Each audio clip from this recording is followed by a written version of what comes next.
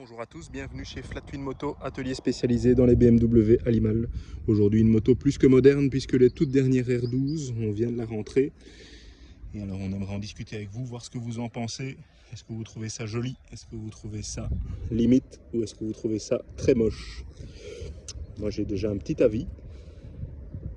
Je vous laisse encore regarder. Donc la R12 c'est l'évolution des 90 mais un petit peu plus chopper avec une position un petit peu plus basse, un guidon beaucoup plus haut et des repose-pieds différemment positionnés. Donc en taille de roue on est en 19 et à l'arrière ce qui est très étonnant c'est qu'on est en 18, une taille de pneu qu'on ne voit plus depuis longtemps chez BMW puisque la plupart du temps on est en 17.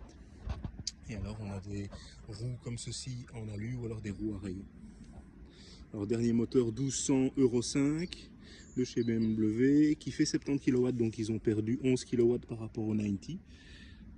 Et avec une injection directe, donc vous avez un injecteur qui remonte directement dans la culasse. Vous voyez ça juste ici. Donc poignée de gaz électronique, donc sans gaz, plus d'actuateur de ralenti, tout est dans le corps de papillon comme sur les 1250 et 1300. Et alors un joli échappement, même s'il n'est plus à Krapovic. Mais alors un catalyseur en dessous qui fait la taille de 2 feuilles à 4. Vraiment gigantesque. Et alors ils ont un petit peu coupé les tubes à l'avant pour peut-être avoir un peu plus de couple à bas régime. Je ne sais pas. Fourche Marzocchi, pas très... pas réglable. En tout cas une belle évolution parce que comparé au Showa qu'on avait avant et les freinages radiales qu'on connaît depuis longtemps. Alors moi ce que je trouve très moche c'est le garde-boue arrière sur cette moto. Je ne sais pas pourquoi ils nous ont fait ça. Après à rouler, ça roule comme un ancien boxer mais un peu plus aseptisé. On a aussi toute l'électronique avec le démarrage sans clé qui est juste ici. Celle-ci elle a l'option petit compteur aussi. Les modes de conduite donc, avec roll and rock comme sur les R18.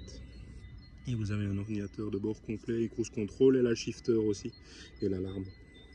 Donc c'est assez sympa. Alors aussi une chose qui m'a étonné, c'est l'implantation de l'amortisseur. L'amortisseur est vraiment positionné comme ça, avec un réglage juste là. Et la boîte à air se trouve juste là, qui est énorme aussi, cette boîte à air. Et alors la batterie, ils ont dû la déporter près du réservoir avec une cosse déportée juste ici. Donc une conception complètement différente, avec un cadre aussi qui est complètement différent, avec une triangulation et un renfort pour adapter l'amortisseur arrière. Je plains celui qui devra changer l'amortisseur arrière. Pour démonter ça, on va pas s'amuser.